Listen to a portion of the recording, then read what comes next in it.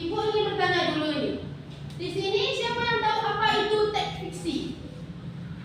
Saya, Ibu. Oke, silakan. Siapa namanya? Febriana, Bu.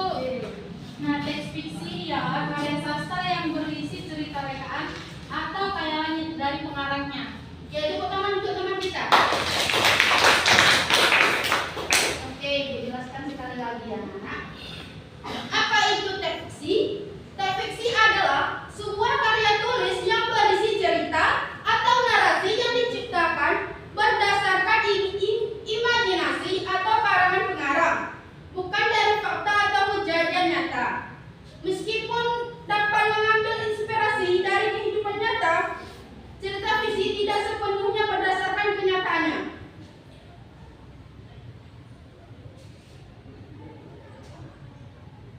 Ini, apa saja contoh teks fiksi? Siapa yang tahu? Coba baca. Siapa yang mau baca? Sudah dibuka-bukakan. Saya, Bu. Kirani? Contoh teks fiksi ada 5. Yang pertama cerpen atau cerita pendek, yang kedua novel, yang ketiga dongeng, yang keempat fabel, yang kelima legenda. Oke. Teks fiksi bertujuan apa? Untuk memberikan inspirasi dan terkadang menyampaikan kritik pada isu sosial. Oke, pintar ya anak semua di sini. Iya, Bu. Kan ibunya yang ngajar. Nah, Ibu mau tanya nih. Di sini siapa yang tahu apa itu perbedaan teks fiksi dan non fiksi? Saya, Bu. Silakan, siapa namanya tadi? Nabila, Bu. Oke, Nabila. Perbedaannya yang pertama, teks fiksi berisi cerita yang bersifat imajinatif atau rekaan, tidak sepenuhnya didasarkan pada fakta, meskipun bisa terinspirasi dari kehidupan nyata. Contohnya novel, cerpen, dongeng, dan novel. Sedangkan teks non-fiksi itu berisi cerita yang bersifat imajinatif atau rekaan, tidak sepenuhnya didasarkan pada fakta, meskipun bisa terinspirasi dari kejadian nyata. Contohnya novel, cerpen, dongeng, dan mitos. Oke, Ibu akan menjelaskan tentang apa itu analisis teks fiksi. Analisis teks fiksi adalah proses mendalami dan memahami karya fiksi secara kritis untuk menemukan makna, nilai, dan pesan yang terkandung di dalamnya. Dalam analisis teks fiksi digunakan pendekatan untuk menguraikan unsur-unsur intrinsik dan eksplisit dalam cerita. Nah, Ibu mau tanya sekali lagi nih. Apa itu unsur intrinsik dan unsur ekstrinsik? أشهد أن لا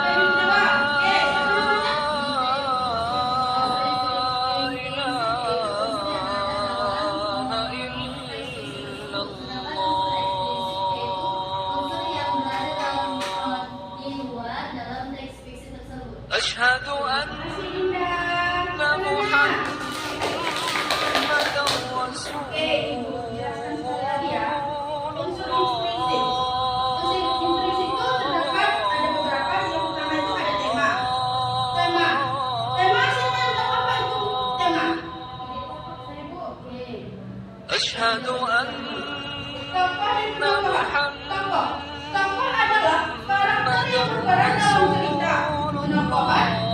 Cara pengarang menggambarkan watak, sifat, atau kepribadian tokoh. Yang ketiga itu ada alur. Siapa yang tahu itu apa itu alur? Bukan peristiwa. حي على الصلاة Ada lagi yang namanya latar.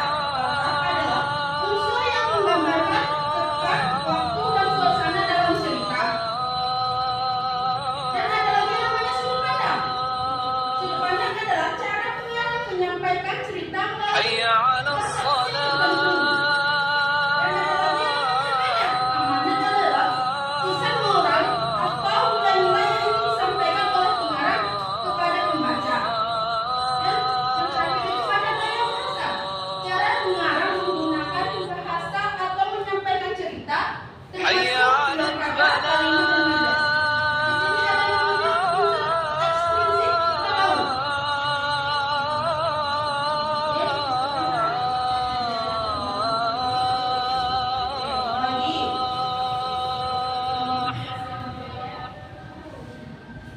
حي على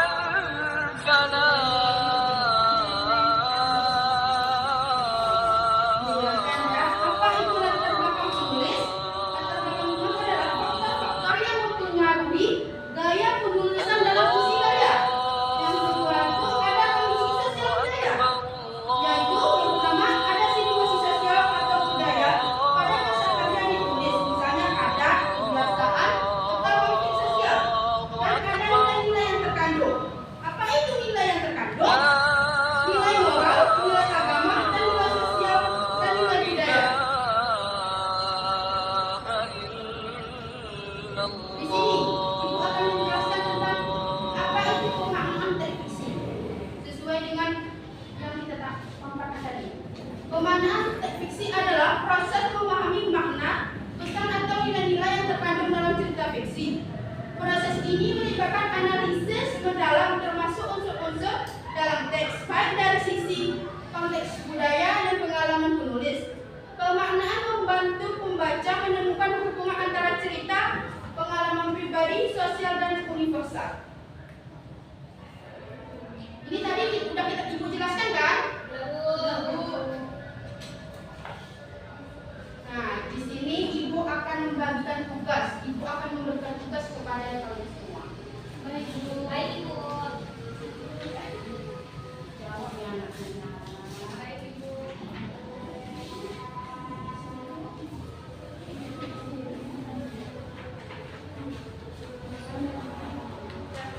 Sudah.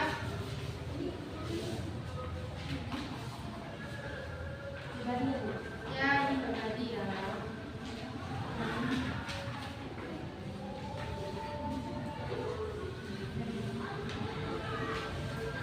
Udah cukup? Udah.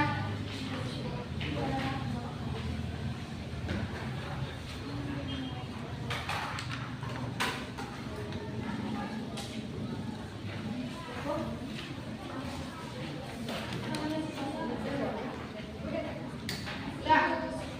Nih, kalian jawab ya anak-anak. Baik, Bu. Udah soalnya.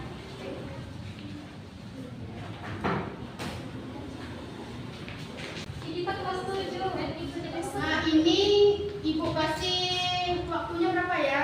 10 menit ya, bisa ya? Soalnya udah. Bisa kan? Baik, Bu.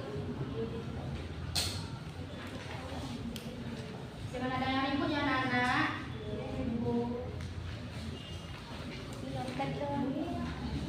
Nggak boleh nyontek. Harus pribadi. Nyontek, Bu. Nggak boleh. Kalau tanya-tanya diskusi boleh, Bu. Boleh. Tapi jangan nyontek ya. Iya, Bu. Ibu, yang mana? Yang mana? Ini teks fiksi. Kan Ibu tadi udah jelaskan di sana tadi di papan tulis di apa namanya Ibu udah jelaskan. Kamu bisa Nanti seperti ini kan, Bu? Iya. Oke, Ibu. Selalu? Itu selalu namanya kan? Iya Bu. Gimana? Ada kendala? Gak ada Bu. Oke. Udah ngerti ya, pandai kali lah anak ini. Bisa ya namanya, kok senyum-senyum? Masya Allah. Apa ada masalah apa? Ibu cantik kan? Ibu banget, Bu. Cantik kan? Ibu kan jadi kayak ada jadinya. Ibu udah siap. Ya, udah bilang Ibu Ibu udah siap. Udah Udah siap. siap. Ini siapa yang mau maju ke depan untuk membacakan? Siapa? Boleh, Bu. Baca yuk, boleh kan tulis? Boleh kan? Boleh ya? Bacanya kan, Bu? Iya. Bu. Tapi Putri coba maju. Semua ya, Bu? Ya. Oke, Bu. Satu pun boleh, biar ada temannya biar bisa dapat. Sedikit teman. Sedikit kali, Mas. Di sini kan kita tadi pengertian teks fiksi adalah jenis teks yang berisi cerita atau narasi yang bersifat rekaan atau imajinasi yang tidak berdasarkan pada kejadian nyata, Bu. Di mana teks fiksi ini diciptakan untuk menghibur, memberikan pesan moral atau menyampaikan ide dan gagasan penulis melalui cerita yang dibuat-buat yang diambil dari imajinasi penulis maupun dari kejadian yang telah dipelintir atau dibumbui. Terima kasih kepada Putri. Tepuk Baik, tangan. Ibu. Ada yang sama jawabannya ke Putri? Sama. Oh, pintar. Ada lagi yang maju? Saya dulu. Oke, Sarah.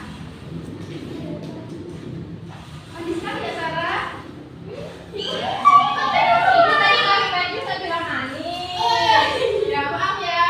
Insya Allah, Ibu. Saya kasih dua aja ya, nanti gantian sama temennya. Boleh. Menjelaskan unsur teks fiksi. Yang pertama itu ada tema. Tema adalah ide atau pokok pikiran yang mendasari cerita. Yang kedua ada alur. Alur adalah urutan kejadian atau peristiwa dalam cerita yang menggambarkan bagaimana cerita berkembang. Yang ketiga itu ada tokoh dan penokohan. Tokoh adalah orang-orang yang berperan di cerita dan penokohan adalah cara penulis menggambarkan sifat dan perilaku karakter tersebut. Ibu. Oke. Tadi kan Ibu sudah kasih novelnya nih kan? Coba bukti daripada si tema. Persahabatan dan dukungan emosional dalam mengatasi masalah, Bu. Itu yang di alur ada Marina, tokoh utama yang setia dan peduli terhadap sahabatnya. Ella, dia adalah sahabat yang selalu ada untuk mendukung bahkan ketika Ella yang menghadapi masalah besar. Ella, tokoh yang mengalami perubahan emosional akibat masalah keluarga. Awalnya Ella tampak ceria dan penuh semangat, tetapi kemudian berubah menjadi murung karena masalah orang tuanya yang hendak bercerai. Ibu dan ayah Ella, meskipun tidak terlalu banyak muncul, mereka berperan besar dalam latar belakang konflik cerita ini, Bu. Oke. Habis itu di tokoh penokohan, cerita ini menggunakan alur maju, di mana kejadian-kejadian dalam cerita berlangsung secara kronologis dan teratur. Alurnya dimulai dengan pertemuan Marina dan Ella, lalu berkembang menjadi persahabatan yang erat. Ya, Bu. Yang latar katanya nanti maju, Bu. Oke, Rani coba. Coba Rani maju. Baik, Bu. Oke. Baik, di latarnya adalah tempat, waktu, dan suasana yang menjadi tempat terjadinya peristiwa dalam cerita. Buktinya yaitu latar tempat. Cerita ini mengambil tempat di sekolah dan di rumah Ella. Latar waktunya, cerita berlangsung pada waktu yang tidak terlalu spesifik, namun jelas bahwa cerita ini terjadi setelah liburan semester 1 dan berlangsung selama beberapa minggu setelah itu. Udah, Bu. Ada lagi yang maju? Unik, Bu. Katanya mau Ulin, coba Ulin. Ranti. Ya. Semangat kali dan Masya Allah kali. Tapi saya nggak dipuji, Bu. Lah, Ibu puji semua loh. Udah berani tampil lagi nih. Masya Allah. Konflik adalah masalah atau pertentangan yang terjadi dalam cerita yang menggerakkan alur dan menentukan bagaimana cerita berkembang. Buktinya yaitu konflik emosional yang dialami oleh Ella akibat masalah keluarganya, yaitu orang tuanya yang hendak bercerai. Untuk amanatnya menurut kita, Bu. Oke, kita. Buktinya Ulin udah. Udah, Bu. Udah. Oke. Kita tadi namanya. Iya, Bu. Oke.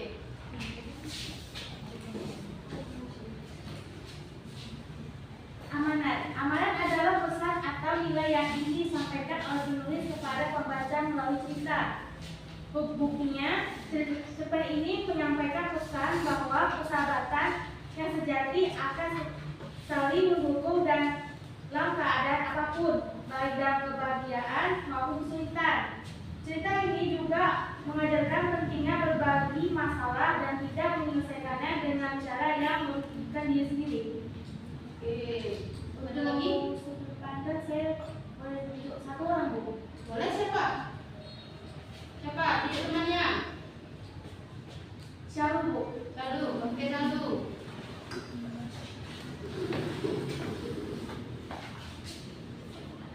Yang semangat lah.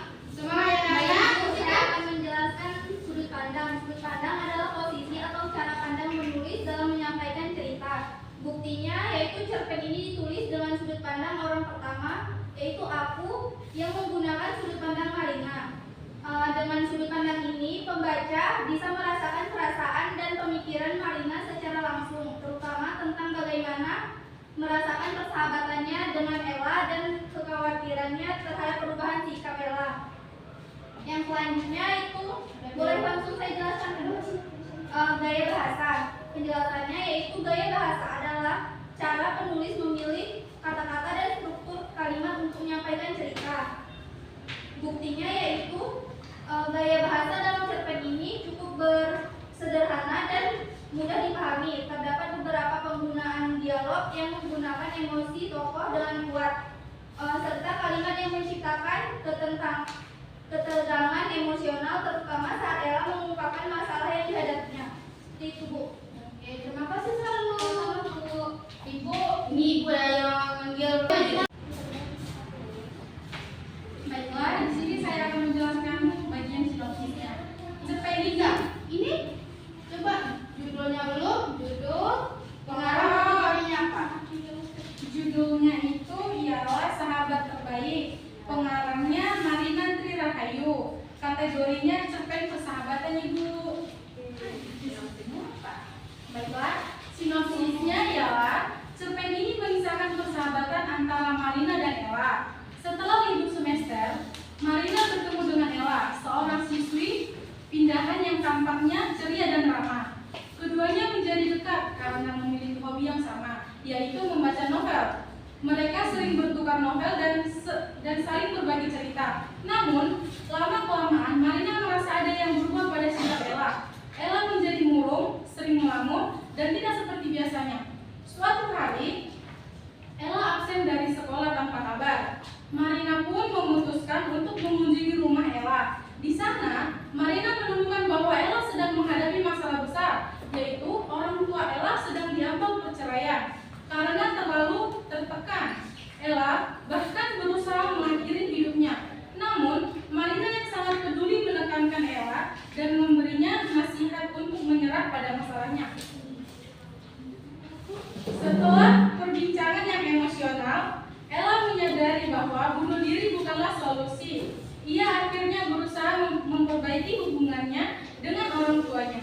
Berkat dukungan Rina, sahabatnya, orang tua Ella kembali rukun dan keluarga mereka menjadi harmonis lagi. Cerpen ini menunjukkan betapa pentingnya sahabat yang selalu ada untuk memberikan dukungan dan menghadapi masa-masa sulit. Seperti itu, Ibu. Kasih tepuk tangan dulu. Apa amanah yang dapat kita ambil dari cerita tadi? Cerpen ini. Coba. Bu, saya. Coba Sri.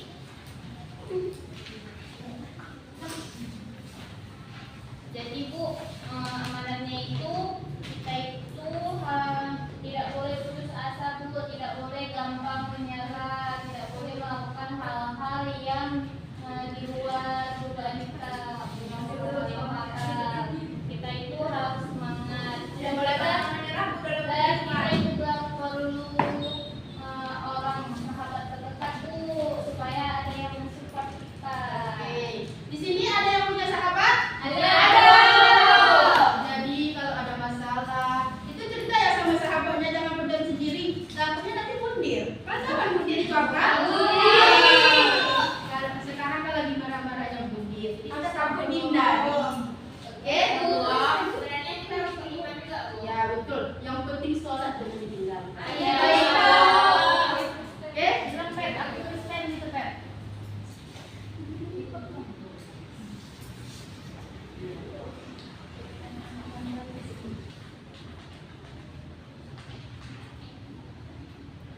Dapat kita simpulkan. Kan udah paham tadi kamu dari tadi kan? Atau ada yang ingin ditanyakan lagi? Oke. Dapat kita simpulkan dari teks fiksi adalah inti atau rangkuman dari isi cerita yang mencakup pesan utama, makna atau hikmah yang dapat diambil pembaca atau si penulis setelah membaca karya tersebut. Kesimpulan ini biasanya melibatkan tema, amanat dan refleksi terhadap konflik serta penyelesaian dalam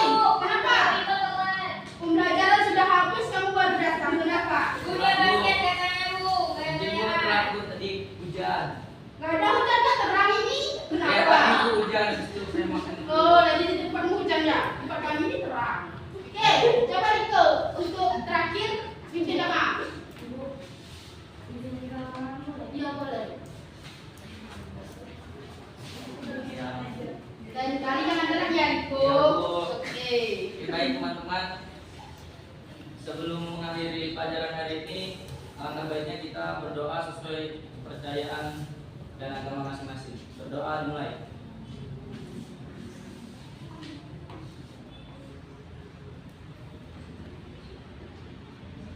Berdoa selesai. Terima kasih Riko. Silakan duduk.